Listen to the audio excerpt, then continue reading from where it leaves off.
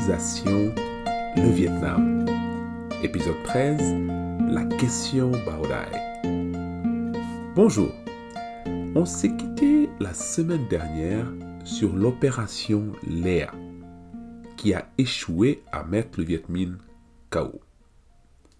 Par conséquent, le scénario d'une guerre prolongée, celui que voulaient à tout prix éviter les Français, eh bien ce scénario se dessine de plus en plus. Et ça va pas du tout. Il faut donc mettre les bouchées doubles sur la solution Bao Dai pour justement détacher du gouvernement Ho Chi Minh tous les résistants non marxistes et pour que Bao Dai soit un centre de ralliement aux nationalistes dits authentiques. Partant, on s'attire aussi les bonnes grâces des Américains. Ça mange pas de pain. En 1948, se jouent donc des négociations byzantines entre des Français qui ne sont pas prêts à lâcher l'Indochine et un Bao Dai incapable de la leur arracher. En 1948, naîtra bien un gouvernement central provisoire du Vietnam. Mais ce gouvernement fera l'affaire de tout le monde, sauf justement de Bao Dai et des anticommunistes. On se souvient de la réaction de Bao Dai au discours de Ha Dong de Bollaert en septembre 1947. D'une part, il a accepté d'entrer en négociation avec la France, mais il a réaffirmé les deux revendications d'indépendance et d'unité des trois qui, c'est-à-dire des trois pays du Vietnam, y compris la Cochinchine. Mais après cette déclaration, bizarrement, plus rien. Silence radieux. Pendant l'automne, les Français envoient émissaire après émissaire. Mais Bao Dai louvoie, dit oui, dit non, ne s'engage pas, ne dit rien, comme s'il avait peur de s'asseoir à la même table que la France.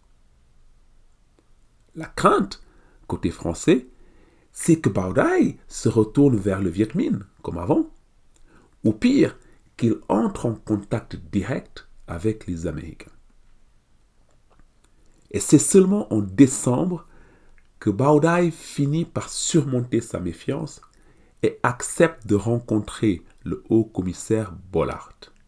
Cette rencontre a lieu le 7 décembre, encore en baie d'Along, comme lors de la rencontre Ho Chi Minh d'Argentlieu en 1946. Et là se passe un épisode contesté et controversé de la guerre d'Indochine. C'est l'affaire du protocole de la baie d'Along. Que se passe-t-il? Eh bien, à l'issue de leur entrevue, Bao Dai et Bollaert signent deux documents. Le premier est une déclaration commune où la France réaffirme que Bao Dai est l'interlocuteur unique du peuple vietnamien. Jusqu'ici, tout va bien. Le second document, par contre, est un protocole qui, s'il inclut le mot indépendance, vide aussi ce mot de toute substance. Le protocole précise que 1. La France garderait le contrôle de la diplomatie, des forces militaires, des finances et de la monnaie d'un futur État vietnamien. 2. La France met en place un régime des minorités ethniques dont elle revendique la protection en lieu et place du Vietnam.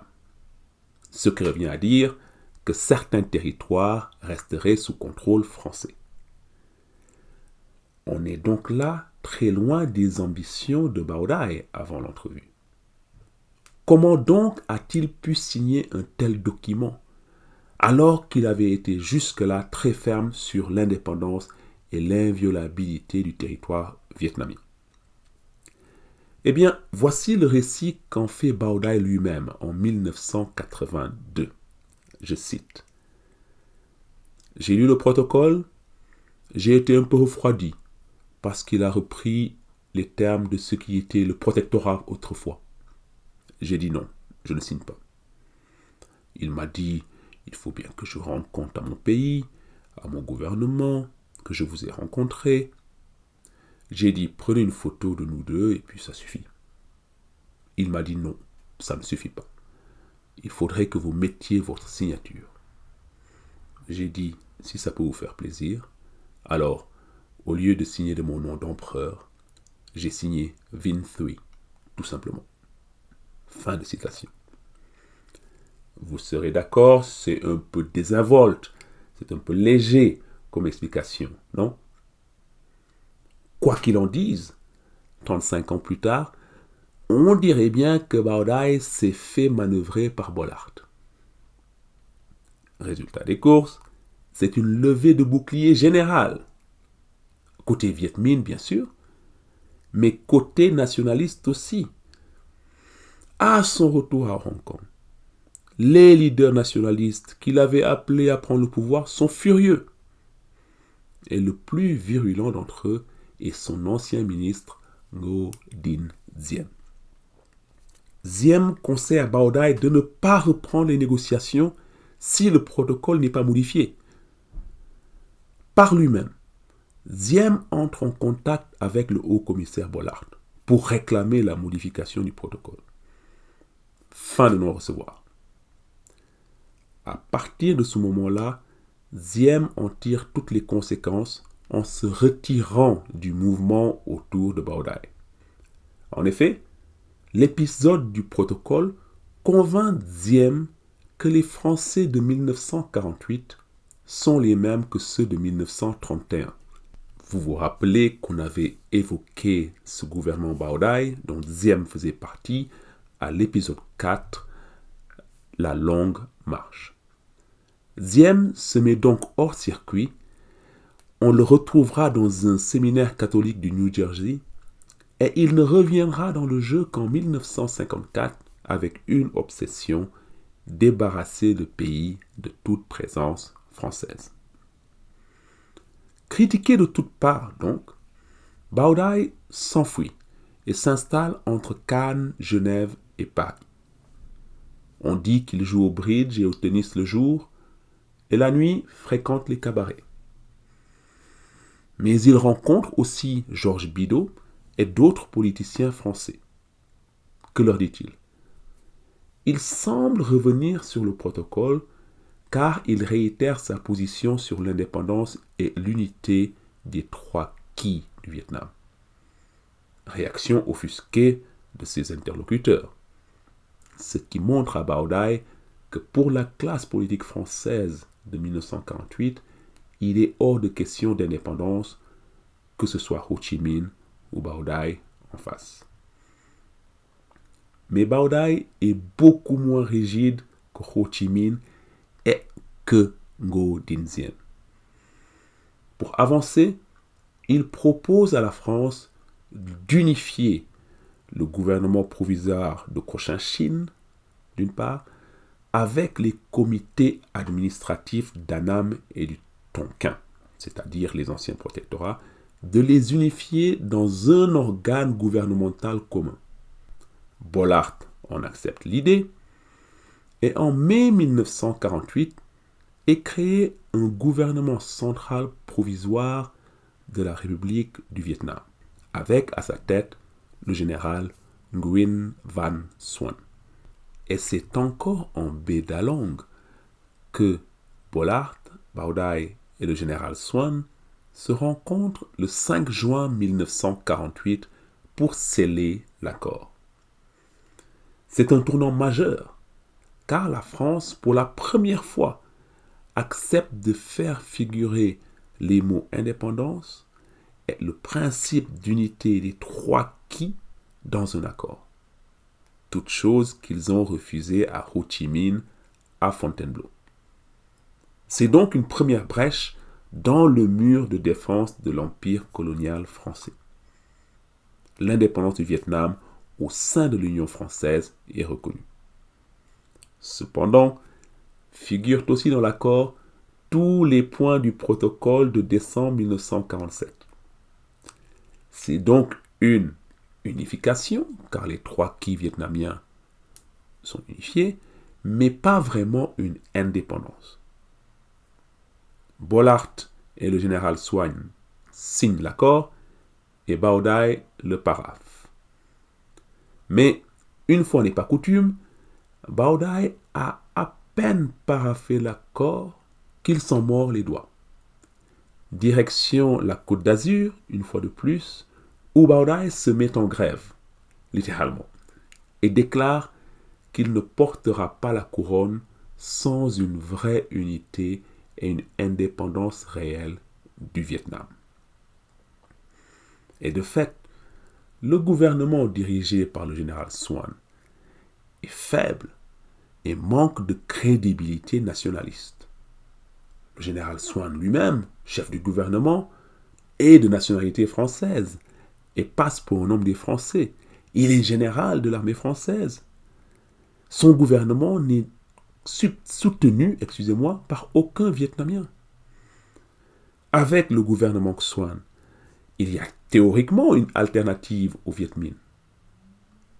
Ho Chi Minh dénonce d'ailleurs l'accord en déclarant que la RDVN se réservait de traduire en justice ces Quisling qui ont dupé Baodaï. Quisling, c'est le nom d'un collaborateur nazi norvégien. Ho Chi Minh dénonce le gouvernement, néanmoins, le gouvernement Swann est impotent. Sans assise populaire ni territoriale, sans armée ni police, complètement dépendant financièrement de la France, le général Swann n'est pas en mesure de s'incruster dans le duel franco-Viet Minh. Et c'est le pire scénario pour les nationalistes non marxistes qui avaient poussé Baodaï à s'engager.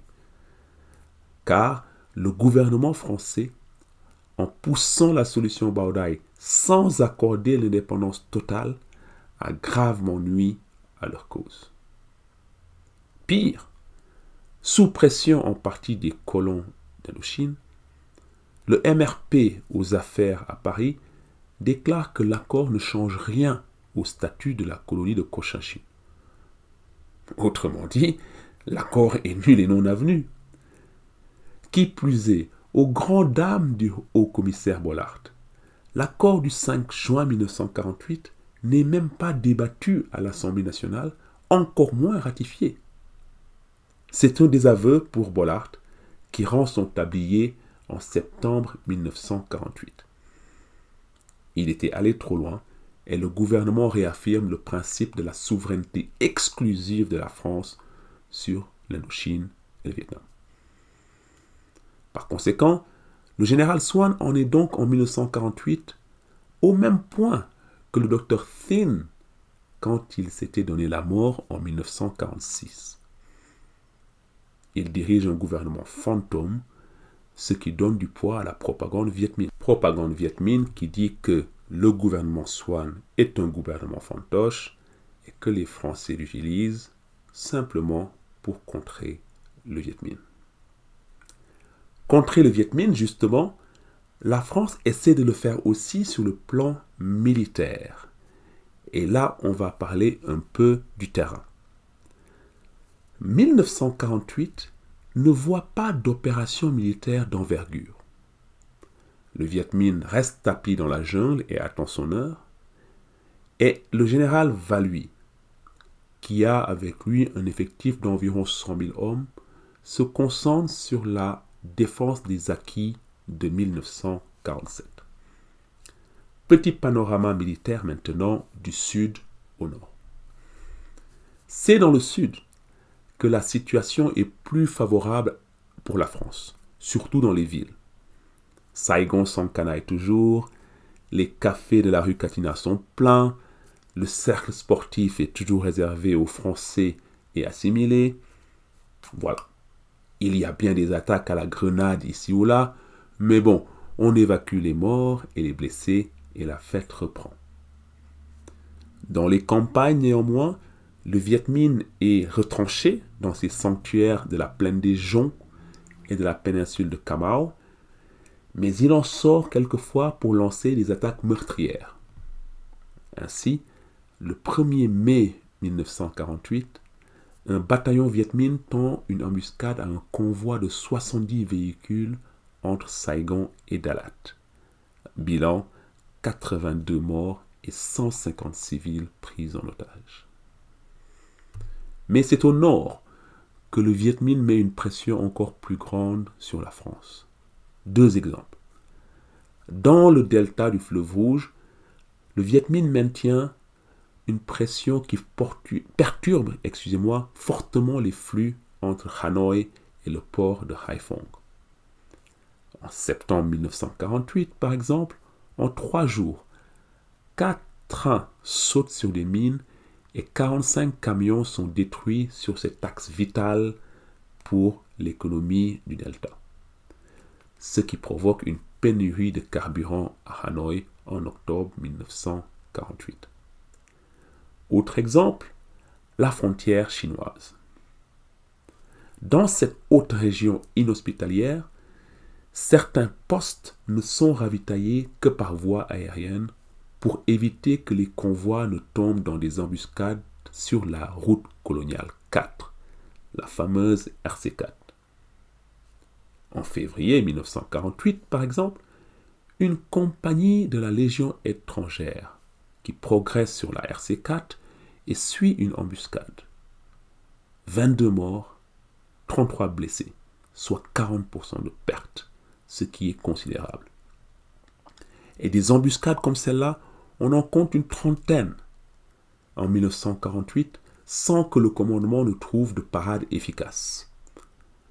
Autre exemple, Pak Can. Vous vous souvenez à l'épisode dernier, la capitale du gouvernement de Ho Chi Minh qui avait été prise par les paras lors de l'opération Léa. Eh bien, on y a installé une garnison française. Et dans la première moitié de 1948, cette garnison est accessible par la route. C'est vrai, les convois le pêchèrent en vie et en perte de matériel. Mais en août 1948, les Français perdent le contrôle de la route qui mène à Pak Can. Et les 600 militaires et civils qui y sont ne sont plus ravitaillés que par les airs.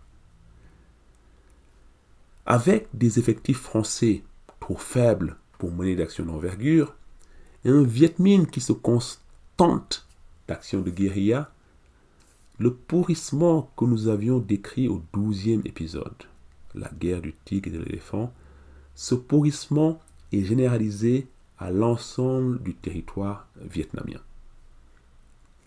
Il est voulu par le Viet Minh qui, dans le même temps, s'organise et étoffe ses troupes. Les effectifs augmentent pour atteindre 250 000 hommes en fin 1948. Le Viet Minh développe son infrastructure politico-militaire qui mobilise toute la population. Chaque village dans les zones contrôlées a des unités chargées de couvrir le terrain, d'assurer le ravitaillement et le transport. Des milices de paysans soldats sont chargés de harceler les Français et se greffent à eux quelquefois des troupes régionales, puis quelquefois aussi des troupes régulières. Bref, la situation militaire semble sans issue quand le général Valluy se retire en désaccord avec le haut-commissaire Bollard. Il est le premier des 6 généraux français qui vont se succéder au Vietnam contre Vo Nguyen Giap. Pour ne rien arranger, et on va terminer par là aujourd'hui, un autre casse-tête se profile avec la menace communiste chinoise en 1948. En effet, la longue guerre civile entre nationalistes et communistes chinois a basculé en faveur des communistes de Mao avec la conquête de la Mandchourie en octobre 1948 et en décembre, les troupes communistes ont Pékin en ligne de mire. Et là, j'ai pas besoin de vous faire un dessin. L'effondrement du régime de Chiang Kai-shek, qui est désormais inéluctable, fait peser un danger existentiel sur l'Indochine française. Une victoire de Mao le Viet Minh en serait plus que renforcé. Et tous les efforts français pour diviser le mouvement nationaliste vietnamien seraient réduits à néant. Le contre-la-montre est donc lancé pour faire revivre la solution Bảo Đại avant qu'une victoire communiste en Chine ne la rende caduque. Et pour ce challenge, c'est Léon Pignon qui devient haut-commissaire en Indochine.